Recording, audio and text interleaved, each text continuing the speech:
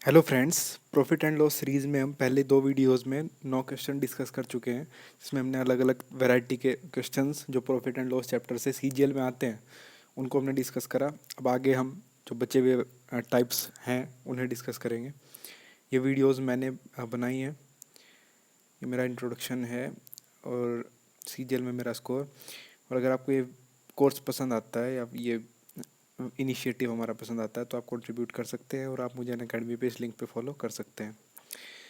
10वां question discuss करते हैं। When the price of sugar decreases by 20% a women can buy 5 kilogram more sugar in 100 rupees. Find new and original price of sugar. Question ध्यान से समझ लो। अगर चीनी का दाम 20% घट गया, ठीक है, तो एक औरत जो बाज़ार में उसको सामान खरीदने गई, ठीक है, 100 रुपये लेके गई थी, तो 5 किलोग्राम ज़्यादा खरीद पाई क्योंकि दाम घट गया था। तो नया और पुराना प्राइस बताना है हमें चीनी का। बहुत आता है सीजीएल में ये क्वेश्चन, देखो कैसे करना है। 100 रुपये का क्या कहा है, कितना रुपये घटा है, दाम कितना घटा है, 20%, ठीक है। तो 100 रुपये का आप 20% निकाल लो तो कितना आता है, 20 रुपये। 100 का 20% 20 आएगा, ठीक है। उसे वो कितने के बराबर है, वो चीनी कितनी ज़्यादा खरीद पाई, 5 किलोग्राम, ठीक है। तो वो 5 किलोग्राम किस लिए खरीद पाई है, इसीलिए ना, क्योंकि 100 रुपये में जो 20% की वो घटी है जो, ठीक है, जो कमी हुई है, उसी की वजह से खरीद पाई है ना। तो इस 5 किलोग्राम जो है वो 20 रुपये के आपने इक्वल रख दिया। तो इसका मतलब 1 किलोग्राम किसके बराबर आ गया, 4 रुपये। तो इसका मतलब नया प्राइस जो है चीनी का वो कितना है, 4 रुपये पर किलोग्राम। सिंपल कंसेप्ट है, फिर से समझ लो। 100 रुपया आपने मान लिया, मान लिया नहीं, वो तो दिया ही हुआ है कि 100 रुपये वो लेके गई थी, 5 किलोग्राम ज़्यादा चीनी खरीद पाई 100 रुपये में, ठीक है। तो 100 रुपये का 20% जितनी कमी हुई है, तो वो 100 का 20% कितना बनेगा, 20 रुपया। और उसमें वो कितनी चीनी ज़्यादा खरीद पाई, 5 किलोग्राम, ठीक है। तो बस 1 किलोग्राम 4 रुपये के बराबर। तो नया प्राइस जो आया वो 4 रुपये पर किलोग्राम। दूसरा पार्ट, अब देखो दाम कितना है नया, 4 रुपये, और उसके पास कुल रुपए कितने थे, 100 रुपये। तो मतलब कितनी चीनी वो खरीद ली होगी उसने, 100/4 यानी 25 किलो, ठीक है। 4 रुपये प्राइस है, 100 रुपये 100 रुपये किलो चीनी है, तो कितनी चीनी ली होगी, 25 किलो, ठीक है। तो ये तो लेकिन अब उसने खरीदी ना, जब उस दाम वो घट गया है चीनी का, मतलब जब पहले जो दाम था, अब की बार वो 5 किलो ज़्यादा खरीद पाई है, तो पहले कितना खरीद के ले जाती होगी हर बार, 25 में से हमने 5 घटा दिया, यानी 20 किलोग्राम वो जब दाम नहीं इसके घटे थे तब 20 किलोग्राम ले जाती थी। तो इसका मतलब पुराना प्राइस कितना है, सिंपल सा हो गया ना कंसेप्ट। 120 किलोग्राम खरीद पाती थी 100 रुपये में, तो इसका मतलब 5 रुपये पर किलोग्राम, 100/20। तो पुराना प्राइस क्या था, 5 रुपये पर किलोग्राम। तो यही आपका आंसर हो जाएगा, ठीक है। तो इस तरह आपको सवाल करना है। इसी का दूसरा पार्ट है, when price of sugar increase, अगर डिक्रीज की जगह इंक्रीज हो जाए, तो वुमेन मान लिया 5 किलोग्राम लेस खरीद पाती है 100 रुपये में, तो फिर कैसे करेंगे, ठीक है। तो करने का तरीका सेम रहेगा। 100 रुपये का 20% अब की बार वृद्धि हुई है, तो 5 किलोग्राम वो किसकी वजह से खरीद पाई, इन 20 रुपये की वजह से। तो 1 किलोग्राम का मतलब 4 रुपये, तो नया प्राइस तो 4 रुपये ही रहेगा, ठीक है। सिर्फ अंतर कितना आ जाएगा कि जो, और देखो क्वांटिटी भी, देखो अब 4 रुपये उसका प्राइस है, तो क्वांटिटी भी 100/4 यानी 25 किलो ही खरीद पाएगी वो 100 रुपये में, जब 4 रुपये प्रति किलोग्राम चावल है। लेकिन पहले वो कितना खरीद लेती होगी, ठीक है। तो 25 + 5 हो जाएगा अब, क्योंकि अब दाम बढ़े हैं तो 5 किलो कम खरीद पाई ना, ठीक है। तो मतलब पहले वो 5 किलो एक्स्ट्रा खरीदती होगी, यानी पहले वो क्वांटिटी कितनी खरीद रही होगी, 25 और 5 30। तो नया प्राइस कितना हो जाएगा, तो 100 से आप 30 को भाग दे देंगे, तो 100/30 यानी 3 से 1/3 रुपये पर किलोग्राम। तो दूसरे पार्ट का आंसर इस तरह आप निकालेंगे। तो ये है तरीका करने का। तो ऐसे आपको एक इस तरह का क्वेश्चन टैकल करना है, ठीक है। आगे बढ़ते हैं। Price of milk has increased by 20%। By what percent should a family reduce it's consumption of milk so that total expenditure, first part remains same और सेकंड पार्ट इंक्रीजेस बाई 10%। देखो कह क्या रहा है कि अगर दूध का दाम 10-20% बढ़ गया, तो अब जो फैमिली है वो अपनी दूध की खपत कितनी कम कर ले कि कोई फ़र्क ही ना पड़े। पहला पार्ट कह रहा है कि उसका कुल खर्च वही रहे, ठीक है। तो सिंपल सा है, 20% का मतलब क्या होता है, 1/5, 20/100 रखो, मतलब 1/5।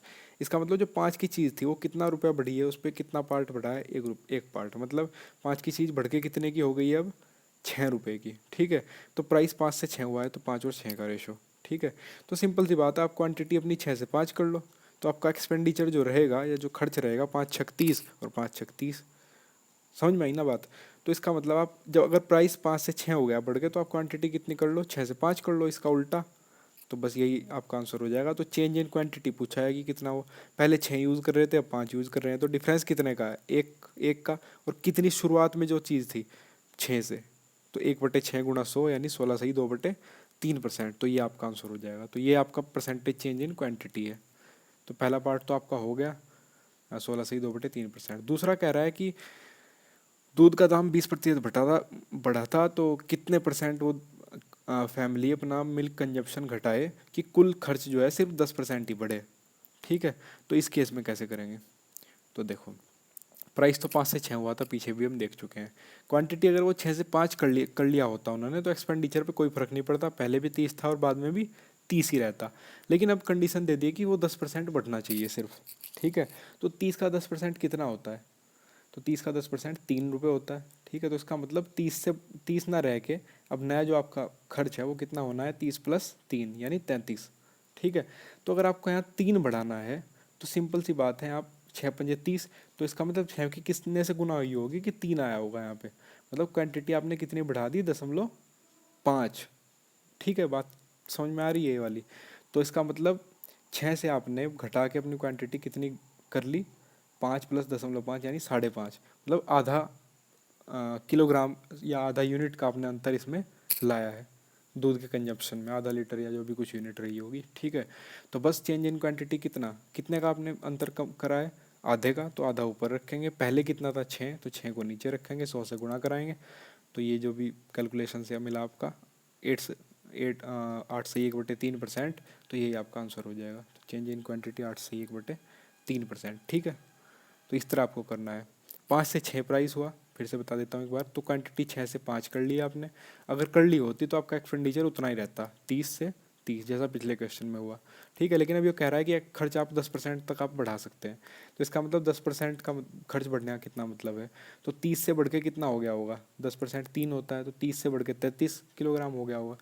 अब ये जो 3 किलोग्राम यहाँ पे एक्स्ट्रा, जो नहीं 3 रुपये जो आपका एक्स्ट्रा खर्च आया है, वो किसकी वजह से आया होगा, ये 0.5 मतलब आपका यहाँ क्वांटिटी बढ़ी है ना, तो उसी की वजह से। तो इसका मतलब क्वांटिटी में चेंज कितना हुआ, 6 से 5.5, तो आधा ऊपर 6 नीचे और 100 से गुणा कराई, 8 से 1/3% आपका आंसर हो जाएगा। तो ऐसे आपको ये करना है। अगला देखते हैं, if selling price of 2 articles are same and one is sold at 20% profit and the second is sold at 20% loss, then find overall profit by loss in the whole process. ये क्वेश्चन सीजीएल में इतनी बार आ चुका है, मतलब हर साल आता है। ठीक है, देखो, जब भी किसी चीज़ में हम उत्तरोत्तर वृद्धि करें तो फॉर्मूला होता है, ये आपको पता भी होगा शायद, a+b+ab/100।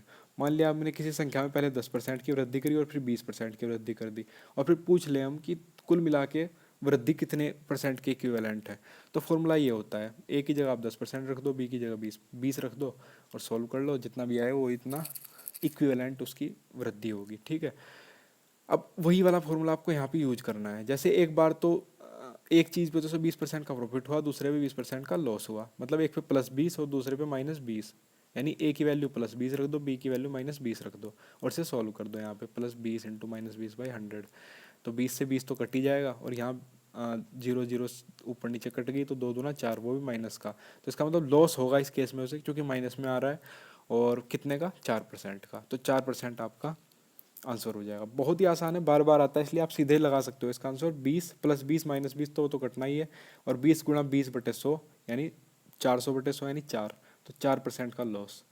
तो ये टिक करके आप आगे बढ़ जाओ। ठीक है, तो इस तरह से आपको इस क्वेश्चन करने हैं। अब बाकी बची हुई एक वीडियो बची है, जिसमें बचे हुए जितने भी टाइप्स हैं उनको हम डिस्कस कर लेंगे, और इन क्वेश्चंस की आप खूब प्रैक्टिस करो, बहुत इंपॉर्टेंट और मज़ेदार टॉपिक है। सारे क्वेश्चन आप आराम से सॉल्व कर सकते हो पेपर में, कितना भी टफ आए। और अगर थोड़ा कॉम्प्लेक्स क्वेश्चन आ भी आता है तो आप जो ये कंसेप्ट है इनका यूज करके उसे आसानी से सॉल्व कर सकते हो। ठीक है, तो उम्मीद करता हूँ ये आपको हेल्प करेगा आपके एग्ज़ाम में।